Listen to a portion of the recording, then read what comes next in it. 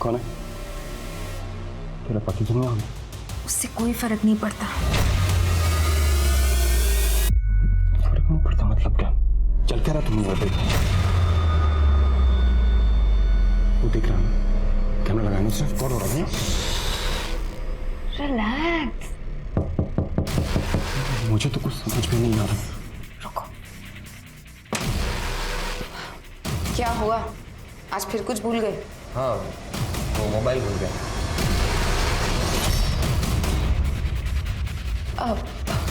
ये वो क्या नाम बताया था तुमने अपना? रंजीत। रंजीत।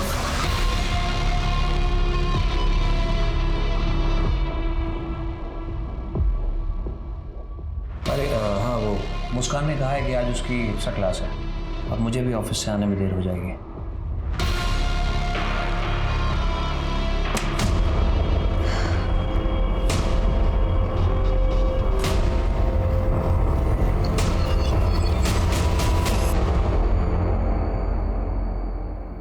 कमाल है, होटल का एक गेस्ट गायब हो जाता बिना पेमेंट किए और तुमको मालूम ही नहीं पड़ता।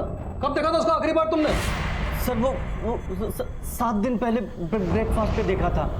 वो अंदर बंद ही रहता था तो ज़्यादा ध्यान नहीं दिया। सामान अमान है उसका, सब लेके गया वो? हाँ, एक ये ब्रीफकेस छोड़ के गया है, पता नहीं क्यों।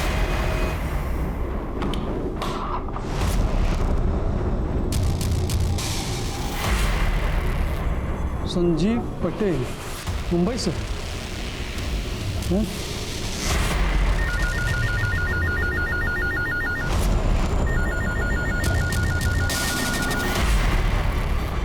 हेलो,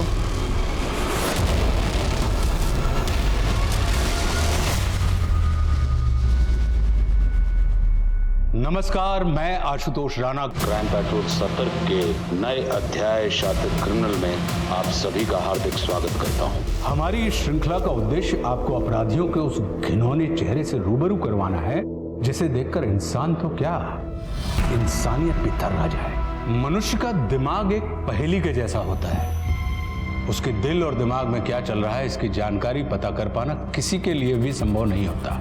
कुछ रिश्ते ऐसी ही पहेलियों से घिरे होते हैं जिनका ना ओर समझ में आता है और ना ही छोर। रिश्तों में जब यही पहेलियां हद से ज्यादा बढ़ जाएं तो समझ लेना चाहिए कि कहीं ना कहीं कोई अपराध दस्तक दे रहा है। आज का ये केस पता नहीं कितनी ही गुत्थियों से मिलकर बना हुआ है। पुलिस के लिए यह केस बरगद के पेड़ की तरह था जिसकी असली जड़ तक पहुंचना उसके लिए आसान काम नहीं था।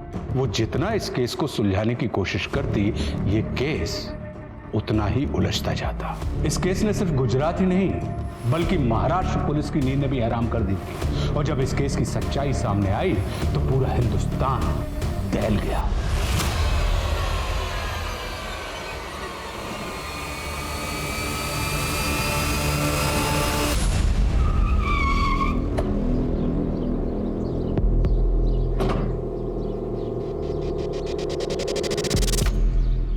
एक्सक्यूज मी, ये संजीव पटेल का घर है? हाँ, उन्हीं का घर। पति है मेरे। मैडम, उनके एंगेज कंप्लेंट है वापी के एक होटल से। क्या कह रहे हैं आप? कैसी कंप्लेंट? मैडम प्लीज आप उन्हें बुलाइए। वो तो पिछले 10 दिनों से किसी काम के सिलसिले में मुंबई से बाहर है। उनका फोन भी बंद आ रहा है। वो वहाँ से होटल के बिल चुकाए बिना भागे हैं। तमीज से बात कीजिए। मेरे पति अपनी कंपनी के सीईओ हैं। वे चिंदी चोर नहीं है जो 5-10 हज़ार रुपयों के लिए यहाँ वहाँ भागते फिरेंगे। हाँ, मुझसे दूर जरूर भाग सकते हैं। मैडम, मैं आपका फैमिली ड्रामा देखने नहीं आया हूँ। होटल का बिल क्लियर कीजिए वरना हमें मजबूरी में कानूनी कार्रवाई करनी पड़ेगी। रुकिए।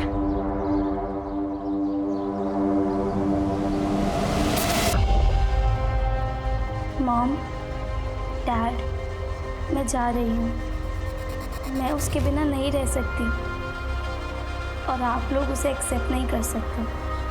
अगर आपको लगे कि आप हमें एक्सेप्ट कर सकते हैं तो प्लीज़ मुझे बता दीजिएगा, मैं वापस आ जाऊंगी।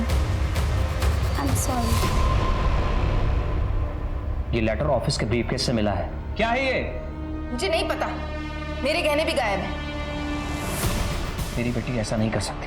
पता नहीं किसके साथ गई है। उसने तो मुझे आज तक किसी लड़के के बारे में कुछ नहीं बताया। जैसा बाप वैसी बेटी, दोनों ही मेरे साथ कुछ शेयर नहीं करते। अब खड़े क्या हैं? पुलिस को फोन कीजिए। नहीं, पुलिस को नहीं बता सकते। अगर पुलिस को पता चला तो मुस्कान की बदनामी हो जाएगी। वो एक समझदार लड़की है, देखना कुछ दिनों में वापस लौट आएगी। मैडम, क्या बात है? होटल का बिल मैं भर दूंगी, वो आ जाएंगे।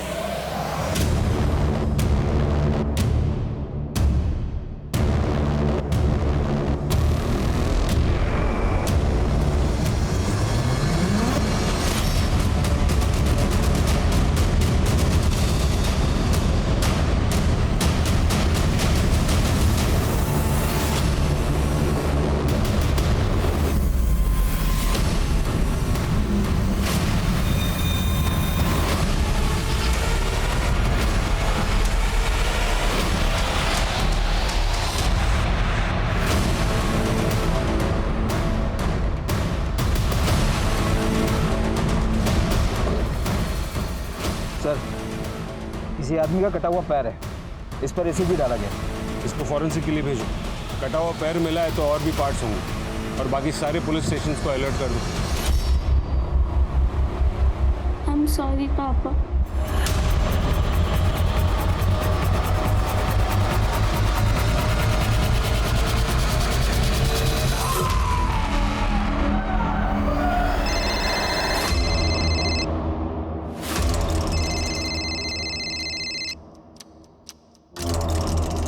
हाँ माइकल, बोलो। हेलो मैडम, प्लीज़ आप जल्दी पुलिस को फ़ोन कीजिए। क्यों, क्या हुआ?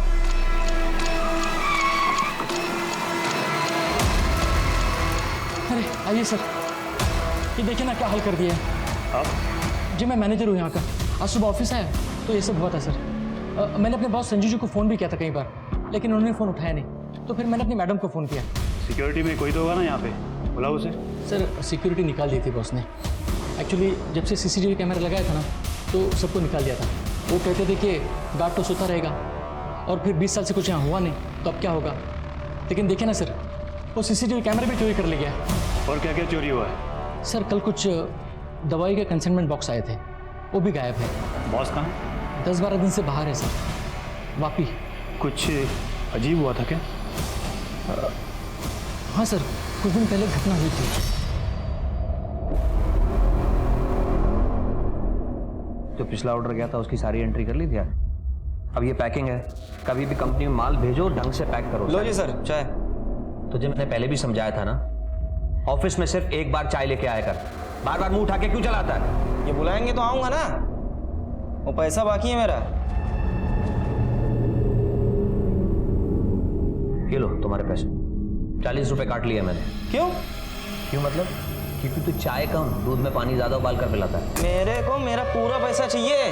पैसे तो इतने मिलेंगे, पैसे पूरे चाहिए तो चाय अच्छी पिलाएगा।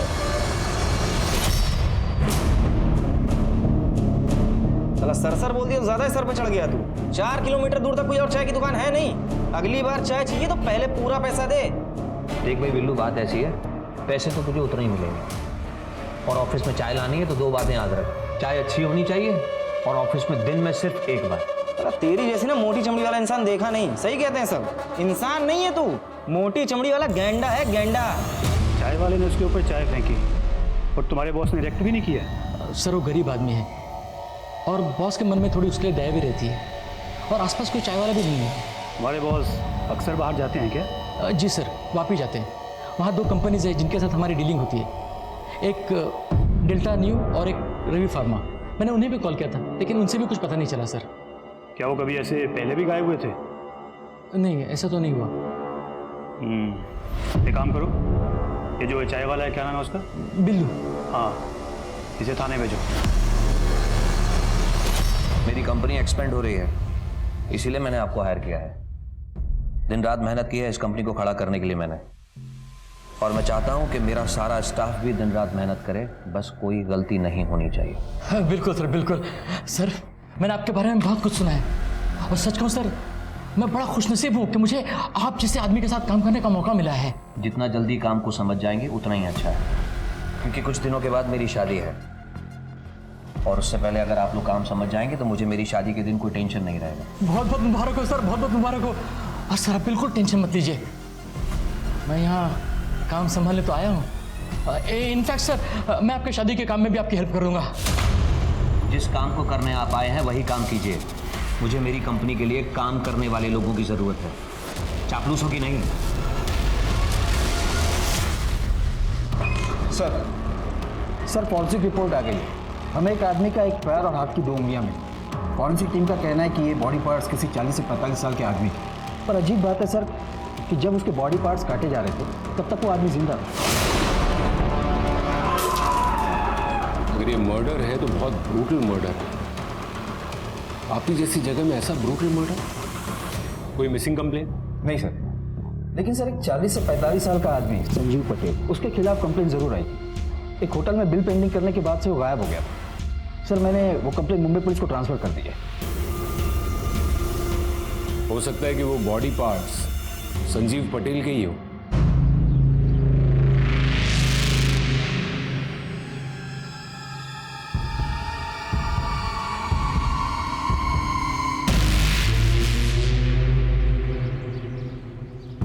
सर इधर और भी बोन्स हैं।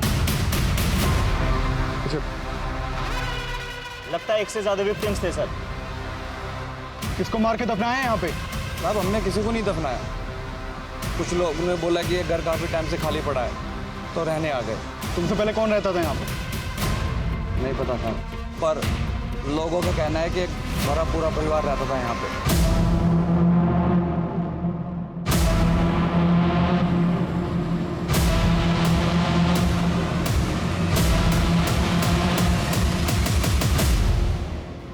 और खोदो, देखो कितने लोग दफन है यहाँ पे।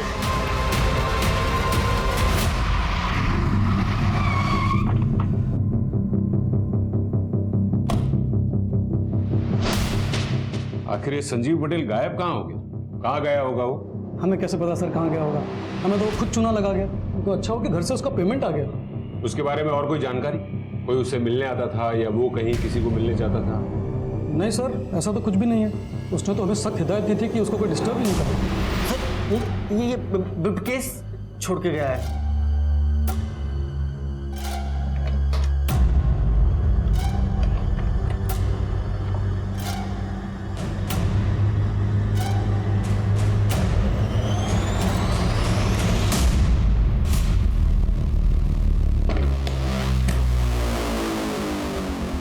हमें मुंबई पुलिस के साथ कांटेक्ट करना होगा।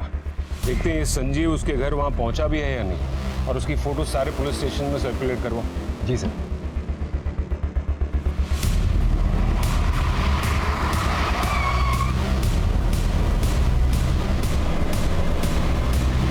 हेलो सर, मैं SI Patnaik. Vapi head office से फ़ोन आया था कि आप संजीव पटेल केस के सिलसिले में मुंबई आ रहे हैं। कोई अपडेट? नहीं सर, वो अभी भी मिसिंग है। ये है उसके केस की फाइल। सर उसके घर में उसकी बीवी दीप्ति और उसकी टीनेज बेटी मुस्कान। अच्छा खासा फार्मास्यूटिकल का डिस्ट्रीब्यूशन का बिजनेस है सर, लेकिन फैमिली में कुछ प्रॉब्लम है। पड़ोसियों को शक है कि दीप्ति का किसी और के साथ अफेयर चल रहा था। सर फिर तो ये ओपन एंड शट केस। इस दीप्ति ने अपने लवर के साथ मिलकर संजीव को मरवा दिया होगा। हो सकता है। सर एक और बात है सर संजीव की फार्मा कंपनी में कुछ दिन पहले लूटपाट हुई थी, और लूटपाट में जो कंसाइनमेंट लूटा गया था वो अभी तक मार्केट में ट्रैक नहीं हुआ है। डेल्टा न्यू कंपनी में बना साइकेट्रिक ड्रग्स था सर। दिनेश, ये दवाइयाँ तो इलीगली नशे के लिए यूज़ की जाती ना? जी सर। अच्छा सर एक और बात भी है सर, एक चाय वाला है बिल्लू। बिल्लू चाय वाला?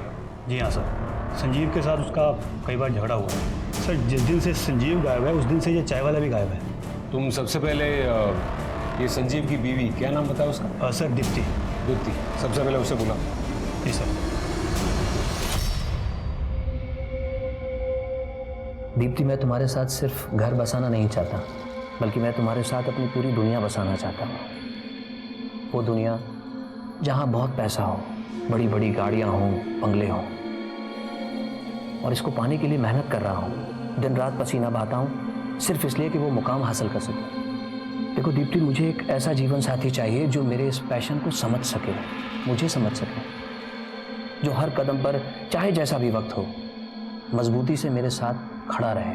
और मैं वादा करता हूँ कि तुम्हें और हमारे आने वाले बच्चे को इस दुनिया की सारी खुशियाँ दूंगा। लेकिन अगर आप बस बातें ही करते रहेंगे तो बच्चे कहाँ से आएंगे?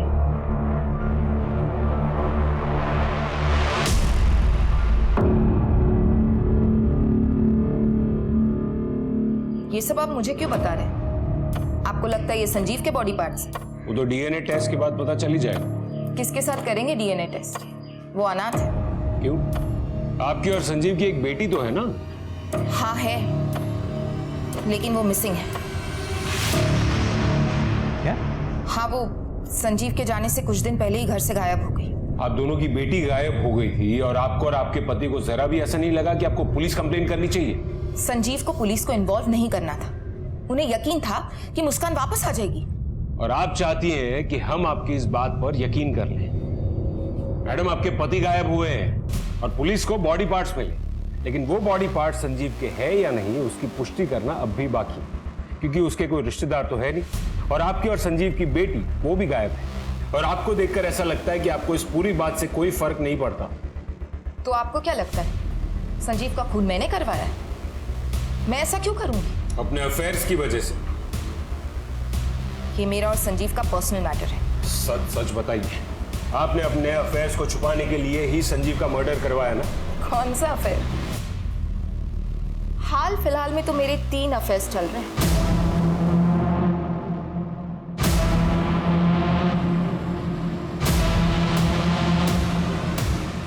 मैं कोई भी काम संजीव से छुपा कर नहीं करती और संजीव को इस बात से कोई ऐतराज नहीं। ये कैसी शादी है मिसेस दीप्ति पटेल, जहां पत्नी गैर मर्दों के साथ अफेयर्स करे और पति को कोई ऐतराज ना हो?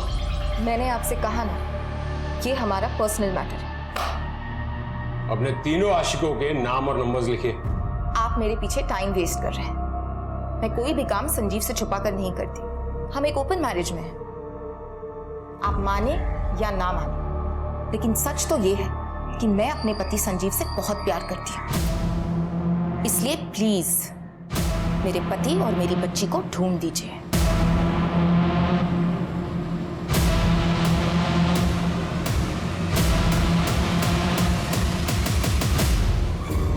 आपको क्या लगता है सर? मैंने किसी भी औरत को इतना ब्लंट नहीं देखा है।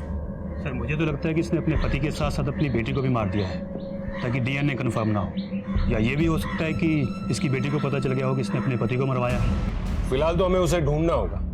ये मुस्कान के बारे में सब पता करो कि वो सच में भागी थी या नहीं, और अगर भागी थी तो किसके साथ भागी। और ये संजीव, उसकी पूरी कुंडली निकालो, पता करो कि वो सच में अनाथ है या नहीं। उसका कोई रिलेटिव मिलेगा तो ही हम डीएनए कंफर्म कर पाएंगे। और वहाँ वापी में जो फार्मा कंपनी में उसका अक्सर आना जाना था वहाँ भी पता करो। वहाँ पर किसी मिसिंग आदमी की कंप्लेन आती है तो मुझे तुरंत इन्फॉर्म करो। और ये दीप्ति के आशिकों को उठाओ। हाँ डॉक्टर साहब, बताइए। जो स्केलेटन आप लोगों ने कलेक्ट किया था वो 3 लोगों का है। मतलब आपका भी यही मानना है कि वो स्केलेटन 3 लोगों के हैं? इंटरेस्टिंग बात यह है कि उनमें से 3 में से एक औरत है। औरत?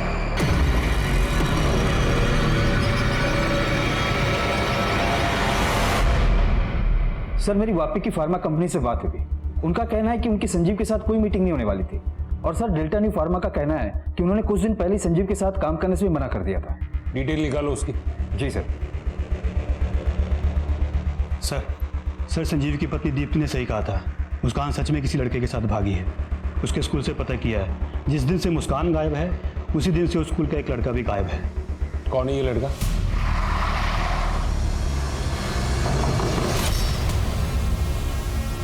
अरे सर, आप लोग यहाँ? आपका हालचाल जानने हैं। मिस्टर पटेल की बेटी को लेकर भागा है ना आपका बेटा? मेरा बेटा? रायन बेटा बाहर आओ। Yes papa. सर, मेरा एक ही बेटा है, ये रहा।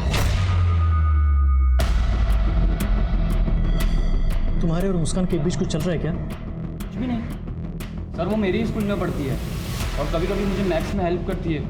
तो जब मुस्कान गायब थी उसके बाद 2 दिन मंडे और ट्यूसडे को तो स्कूल क्यों नहीं गया? बीमार था सर वो। आपको यकीन नहीं आ रहा सर? एक मिनट सर, मैं आपको डॉक्टर का प्रिस्क्रिप्शन बताता हूँ।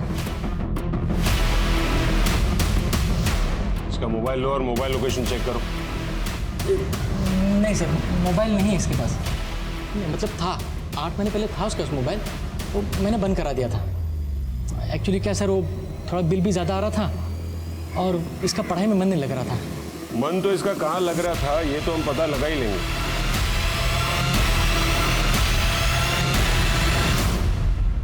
अगर ये रायन मुस्कान का बॉयफ्रेंड नहीं है तो फिर मुस्कान को कौन भगा के लेके गया होगा?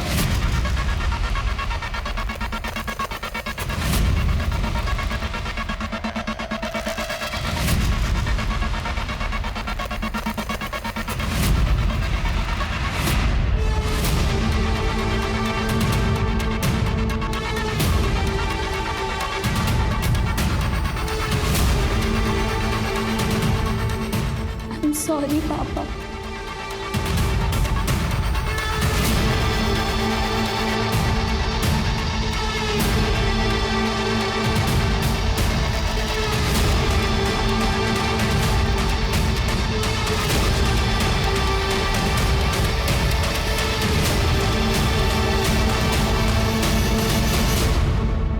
कैसी है माई?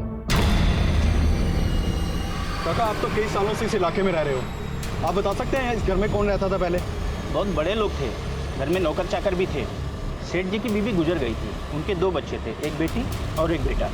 बच्चों के दूर के रिश्ते में एक भाई भी था, यहीं सब साथ में ही रहते थे।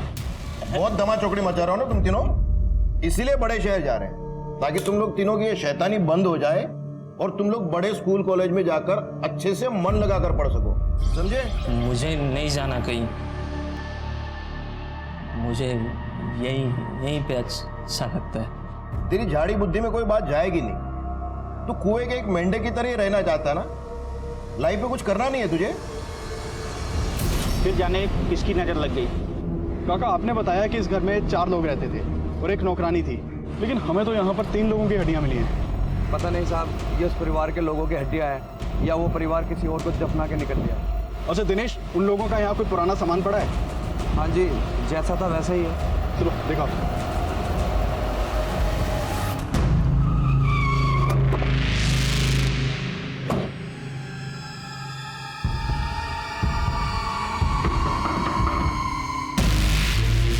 रंजीत जी, मुझे तुमसे कुछ बात करनी है। आइए ना अंदर आइए। सर वो हमारी पत्नी है। मुझे लगता है हमें अकेले में बात करनी चाहिए, आइए।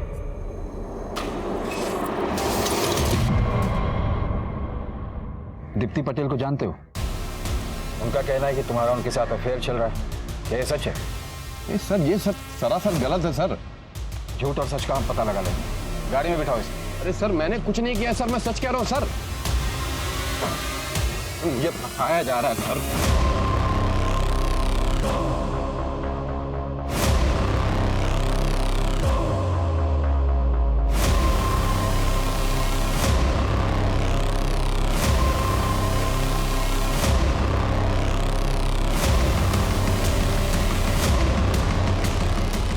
सर मुस्कान पटेल का पता चल गया है, यही मुंबई के होटल में है, मैं वहीं जा रहा हूँ।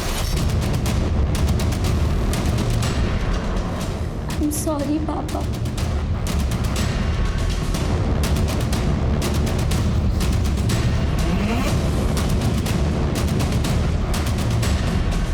मुस्कान पटेल का रुकी है।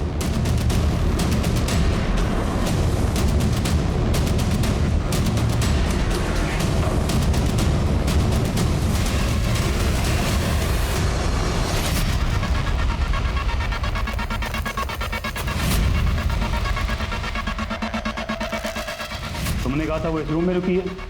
सर यही तो थी। वो अकेली आई थी या किसी के साथ? एक लड़का था उसके साथ। दिखने में कैसा था?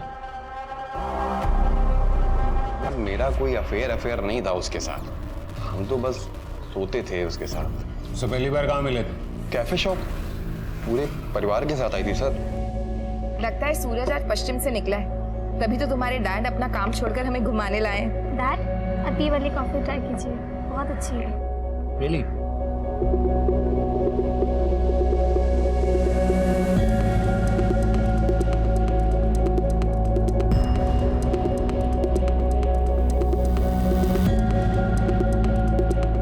एक औरत सामने सामने से खुद ऑफर कर रही है तो गधा ही होगा जो मना करेगा। हम भी चले गए। एक दिन उसके पति ने हमको पकड़ लिया, हमें लगा हम गए, लेकिन थोड़ी देर बाद जब दीप्ति ने दरवाजा खोला तो उसके पति ने कोई रिएक्ट ही नहीं किया। ऐसा लगता था कि जैसे दीप्ति के साथ ये रोज हो रहा हो। और फिर क्या था, हम भी रोज मिलने लगे उससे। समझ रहा हूँ, सब कुछ समझ रहा हूँ। तेरी ऑनलाइन हिस्ट्री चेक की है। माँ बेटी के फैंटेसी वाले वीडियो देखने का बहुत शौक है ना तुझे? कहीं ऐसा तो नहीं कि तुम लोगों ने मुस्कान पर प्रेशर बना कर रखा था?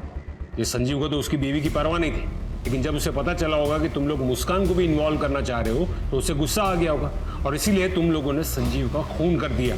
सर आप मेरा विश्वास करें, मैं उसकी बेटी को जानता तक नहीं हूँ सर। पिछले 2 हफ्ते में तू कहाँ कहाँ था लिख और याद करके लिखना। हमें कुछ और पता चला ना तो तेरी ये अय्याशी है ना, उसी वक्त तेरे सर से उतार देंगे।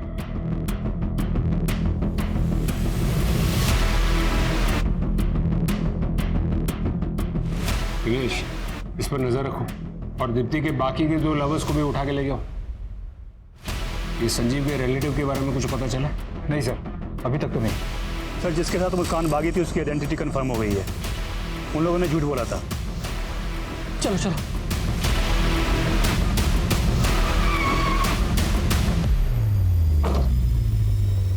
कहीं जा रहे हैं क्या? जी सर, वो वाइफ के मैके जा रहे हैं हम लोग। तो प्लान पोस्टपोन कर दो, अभी आपको हमारे साथ आना होगा। सर क्या हुआ सर? क्या हुआ सर? सर क्या हुआ? सर हमने कुछ नहीं किया सर सच के हम लोगों ने कुछ नहीं किया सर।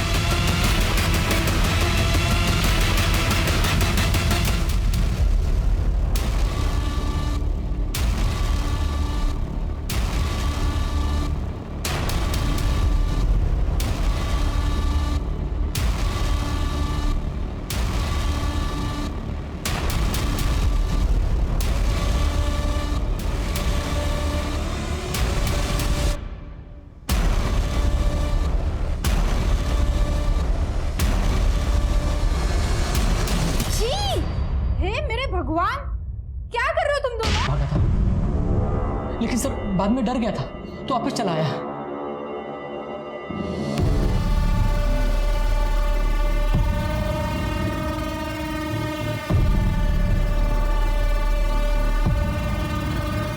I'm sorry मुस्कान, लेकिन मैं ये नहीं कर सकता। मैं घर जा रहा हूँ, तुम भी प्लीज अपनी घर चली जाना। सर मैं और मुस्कान बचपन के दोस्त हैं और हम जानते थे संजीव सर हम दोनों के रिलेशन के लिए कभी रेडी नहीं होंगे। मुस्कान कहाँ है? सर मुझे नहीं पता वो कहाँ है। तू संजीव पटेल की बेटी के साथ जिंदगी बिताना चाहता है? हाँ, पता है ना कैसा आदमी है वो? कैसा है वो? कैसा है वो संजीव पटेल? सर बड़ा अजीब आदमी है सर वो। सर मैं उसके साथ 20 साल से काम कर रहा हूँ, लेकिन आज तक कभी समझ में नहीं आया कि उसके दिमाग में क्या चलता है। उसके दिमाग में क्या चलता है या फिर तुम्हारे दिमाग में कुछ और चल रहा था? नहीं, तुम्हारा भी तो अफेयर उसकी बीवी दीप्ति के साथ नहीं था ना? दीप्ति मैडम के साथ मेरा कोई अफेयर नहीं था सर। देखिए सर, मुझे उनके पर्सनल लाइफ से कोई मतलब नहीं था। डेल्टा न्यू की इरेगुलरिटीज के बारे में तुम्हें कुछ नहीं पता? कंपनी ने पूरी डिटेल्स दी हमें। उनकी असली दवाइयों को तुम लोग नशा करने वाले लोगों को ड्रग्स के तौर पर बेचते थे और उनकी कंपनी के नाम से नकली दवाइयां मार्केट में सप्लाई करते थे। नहीं सर, मुझे कुछ नहीं पता इस बारे में। झूठ! 20 सालों से तुम वहां काम कर रहे हो। तुम्ही ने कहा ना अभी, वो लोगों की रगों में जहर घोलने का काम कर रहे हैं और तुम कह रहे हो कि तुम्हें कुछ नहीं पता। सर सच में नहीं पता। सर क्या है ना, संजू सर अपने सारे पुराने क्लाइंट्स को खुद ही हैंडल करते थे और उन सारे पेपर्स भी उन्हीं के पास होते थे। सर मुझे इस बारे में कुछ भी नहीं पता। तुम्हें नहीं पता तो और किसे पता होगा? शायद सर बिल्लू को पता होगा। वो चाय वाला? जी सर। तुम्हें ऐसा क्यों लगता है? ठीक है सर, आपने बताया ना कि दीप्ति मैडम के साथ उसका कैसा रिलेशन था। सर सच को तो संजू सर का और बिल्लू का भी रिलेशन मुझे बहुत मिस्टीरियस लगता था। सर मुझे समझ में नहीं आता था कि संजू सर उस चाय वालों को इतना बर्दाश्त क्यों करते थे। वो आखिरी बार वापी की होटल में देखा गया था और उसने आखिरी कॉल भी तुम्हें ही की थी। तुम्हारे लिए तो आसान होगा ना, मुंबई से 3 घंटे में वापी, खून करके वापस। नहीं सर, आप कैसे बातें कर रहे हैं? मैं तो ऑफिस में था, आप चेक कर सकते हैं। सब कुछ चेक करेंगे, लेकिन तब तक तुम दोनों यहीं पर रहो।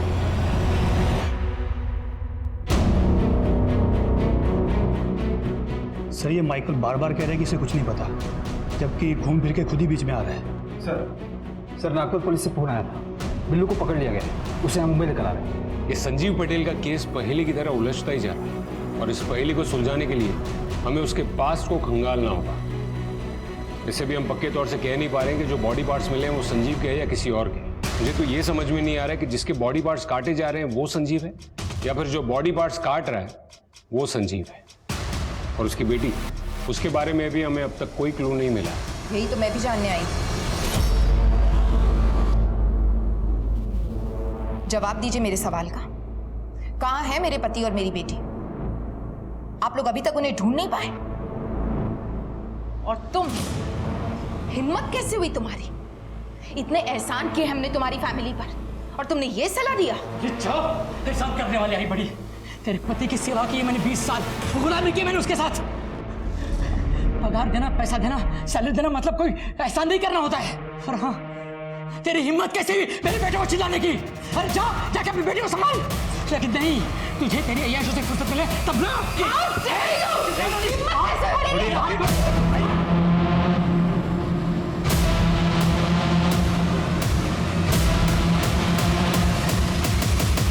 जिंदगी से यदि छल, छद्म, झूठ, फरेब या राजों को हटा दिया जाए तो शायद जीना बहुत आसान हो जाएगा।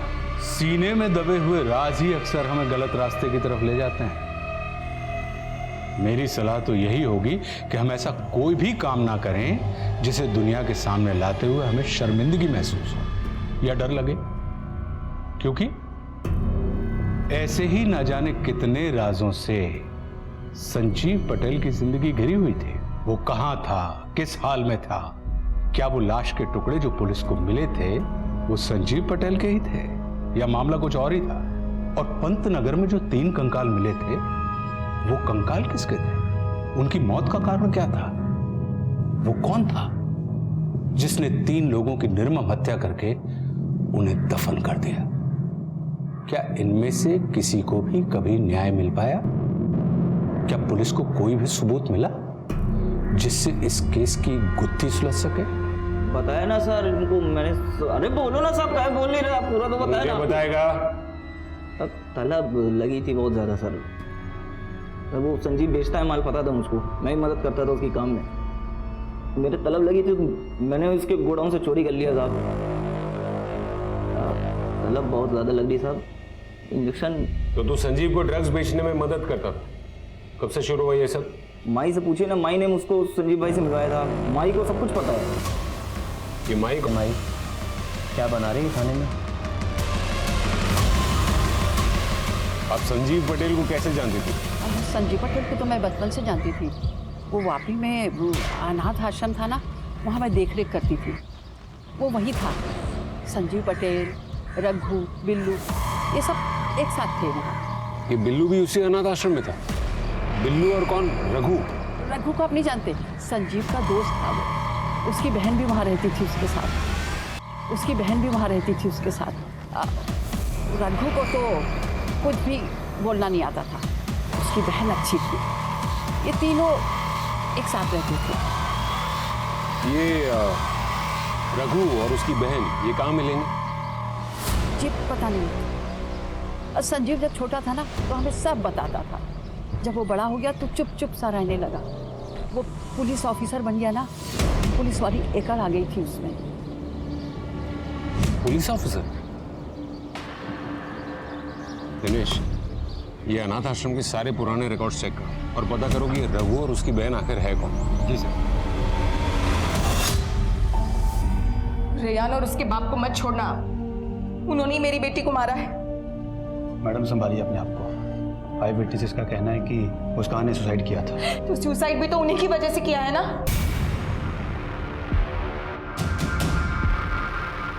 ये फोटोज की कंडीशन बहुत अच्छी नहीं है।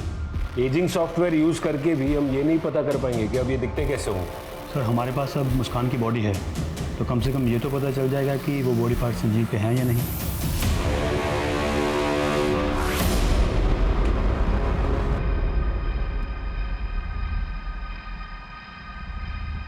ये कुछ देखा देखा सा नहीं लग रहा है। आई एम सॉरी सर, पर मुझे कुछ याद नहीं आ रहा है। पर मुझे याद आ गया। और समझ में भी आ गया कि ये केस एक पहेली की तरह उलझा हुआ क्यों था। ये केस नहीं उलझा था, हमें उलझाया गया था। दिनेश, चलने की तैयारी करो। पर हम जा कहाँ रहे सर? लॉन्ग ड्राइव पर।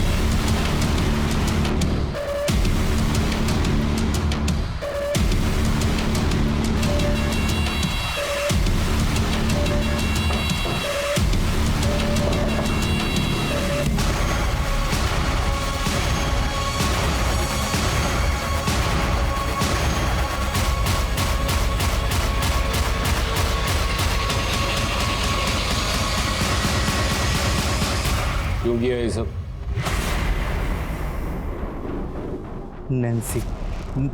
नैन्सी जो कहेगी वो करना पड़ेगा ना। मैं रेहान की मदर हूँ, मुझे अपने बेटे और पति की जमानत करनी है। ये लीजिए पेपर्स। इन्हें लेके आओ, आप यहाँ पे साइन कीजिए।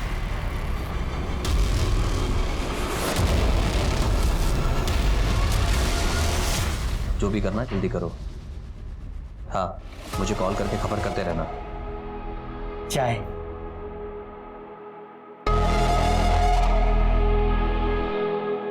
रघु, तुम रघु हो ना? तुम कहाँ गायब हो गए थे? अपने पैरों पे खड़ा होना था ना, तो यहाँ आ गया। वेटर का काम करता हूँ, पैसे भी मिलते हैं। ये तो बहुत अच्छी बात है। Very good. अपना घर भी बनाया है, देखोगे? इस वक्त? लेकिन तुम तो ड्यूटी पे हो। छुट्टी ले लेंगे, चलो ना। अपने हाथों से खाना पकाऊंगा, प्यार से खिलाऊंगा। ठीक है, तो फिर ये चाय नहीं पीते हैं, तुम्हारे हाथ का खाना खाते हैं।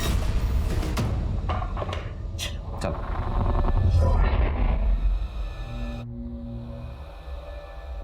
अच्छा, तो यहाँ रहते हो तुम? बहुत अच्छी जगह है।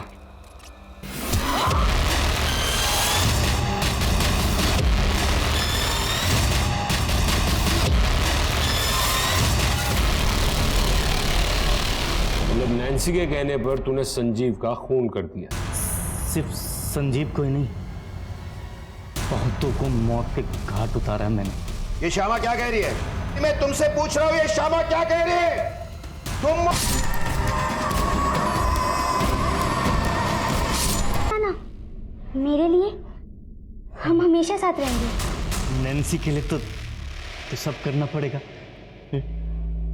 हम हमेशा करूंगा। लगता है नैन्सी से बहुत प्यार करता है तू। उसकी फोटो तो होगी ना तेरे पास? है ना? ये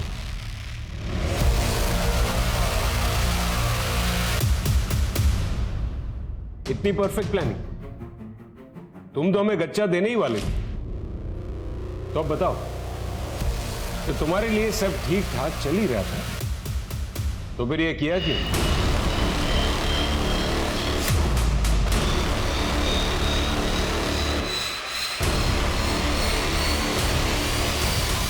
बड़ा शर्माता है तू। खेल ही तो खेल रहे हैं, अब बहुत मजा आता है इस खेल में। चल तो अपनी शर्ट उतार।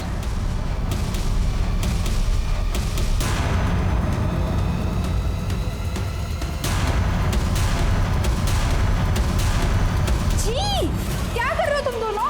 अरे भाई बहन हो तुम, भले दूर के रिश्ते के हो, लेकिन हो तो भाई बहन ना एक दूसरे के। और तुम आने दो तुम्हारे बाबा को, सब बताती हूँ मैं। अगर इसने बाबा को बता दिया तो वो हमें मिलने नहीं देंगे। और तू मुझे बहुत अच्छा लगता है। मुझे भी तो अच्छी लगती है। जो मैं कहूँगी वो करेगा। और फिर तुम दोनों ने सबको मार दिया और अनाथ आश्रम में जाकर रहने लगे। क्या तुम्हें संजीव हो? और फिर तुमने संजीव से शादी कर ली? हाँ, संजीव बहुत मेहनती था। मैं जानती थी वो अपनी जिंदगी में कुछ ना कुछ अच्छा जरूर करेगा। और अनाथ आश्रम वालों की मदद से रघु को उस होटल में नौकरी मिली। तुमने शादी के बाद भी अपने शौक कायम रखे? तो और क्या करती मैं? संजीव को अपने काम से फुर्सत ही नहीं थी। अब बॉडी की भी नीड होती है ना। संजीव को सब पता था, लेकिन उसने कभी कुछ रिएक्ट ही नहीं किया। उसका अटेंशन पाने के लिए मैंने उसे प्रोवोक करना शुरू किया, दूसरे मर्दों के साथ अफेयर्स किए, लेकिन वो तो जैसे पत्थर का बना था। अगर उसके दिल में किसी के लिए प्यार था तो वो सिर्फ मुस्कान के लिए, और जब मुस्कान घर से भागी सब बदल गया। ये सब तुम्हारी वजह से हुआ है। तुम ही ने बिगाड़ा उसे। ना ही तुम एक अच्छी बीवी बन सकी और ना ही एक अच्छी मां। मुस्कान तो कुछ दिनों में वापस आ ही जाएगी और उसके बाद धक्के मारकर घर से बाहर निकाल दूंगा, सड़क पर मरने के लिए। मुझे कुछ करना था। मैं जानती थी रघु वापी में, तो मैंने उसे अपने प्लान में शामिल कर लिया। कहाँ थे तुम? फोन क्यों नहीं उठा रहे थे? मुस्कान का कॉल आया था। कॉल आया था? हाँ, वो तुमसे मिलना चाहती है। कहाँ है वो? वापी में, होटल बीच रिजॉर्ट में। वो वहीं तुमसे मिलना चाहती है।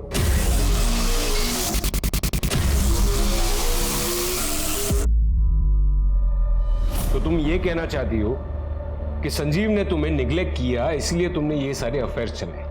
तो फिर रघु को क्यों सेड्यूस किया? और ये नन बनने का क्या नाटक था? संजीव को अनाथ आश्रम में मेरे और रघु के बारे में सब पता चल चुका था। उसने मुझसे कहा कि अगर मैं नन बन जाऊंगी तो शायद ठीक हो जाऊंगी। उसके कहने पर मैं नन तो बन गई, लेकिन बाद में संजीव को मुझसे प्यार हो गया और उसने ही मुझसे शादी कर ली। सही है, इंसान चाहे जितना भी भाग ले अपने आप से नहीं भाग सकता। मुस्कान का क्या हुआ? कुछ नहीं, उसने कॉल किया था मुझे। मुस्कान कहाँ है तू? पता है हम लोग कितने परेशान हो गए थे, स्पेशली तेरे डैड। तुझे पता है तेरी वजह से तेरे डैड की जान चली गई है। हेलो हेलो मुस्कान, हेलो। एक पत्नी का तो फिर भी समझ में आता है कि वो अपने पति को मार सकती है, लेकिन एक माँ अपने बच्चे के साथ ऐसा कैसे कर सकती? मैंने कुछ नहीं किया, नहीं मैं किसी को मारना चाहती थी। मैं तो बस चैन से अपनी जिंदगी अपने तरीके से जीना चाहती थी। अब अगर मेरा तरीका समाज के तरीकों से अलग है तो मैं क्या करूं? इस समाज में एक अदालत भी है, इसके अपने तौर तरीके, और बाकी का पूरा चैन सलाखों के पीछे। लेके जाइए ना।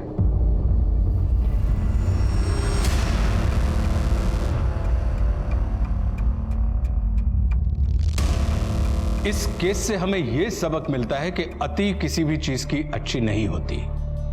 बहुत आगे पहुंचने की दौड़ में हम अक्सर कहीं भी नहीं पहुंच पाते। इस केस में सबने अति कर दी थी। रघु को यह भरोसा था कि दीप्ति उससे शादी करेगी। उसने दीप्ति के लिए गुनाहों की अति कर दी। वही संजीव के सर पर ना सिर्फ पैसे का भूत सवार था, जिसकी वजह से वो गलत रास्ते पर निकल गया था, बल्कि उसने सहनशीलता की भी अति कर दी थी। अपनी बेटी मुस्कान को माता पिता दोनों का प्यार देने की जिद में वो अपनी जिंदगी गंवा बैठा। वो समझ चुका था कि दीप्ति उसके प्यार के लायक नहीं है, फिर भी वो सिर्फ मुस्कान के लिए दीप्ति की शर्मनाक हरकतें झेलता रहा और दोनों मिलकर पति पत्नी का स्वांग रचते रहे। पति पत्नी का साथ कहने को तो 7 जन्मों का होता है, लेकिन जब कोई रिश्ता मर चुका हो तो उसे जबरदस्ती जिंदा रखने की कोशिश बेकार होती है। और कई बार इसी खींचातानी में अपराध का जन्म हो जाता है। जिस रिश्ते में प्यार और सम्मान हो वही असली रिश्ता होता है। जबरदस्ती के रिश्ते पैरों की जंजीर बन जाते हैं। इसी के साथ मैं आशुतोष राणा आपसे विदा लेता हूं। हम फिर मिलेंगे एक नई कहानी के साथ जो आपको रखेगी सतर्क और जिंदगी को सुरक्षित। तब तक अपना और अपनों का ख्याल रखिए और देखते रहिए क्राइम पेट्रोल सतर्क। जय हिंद।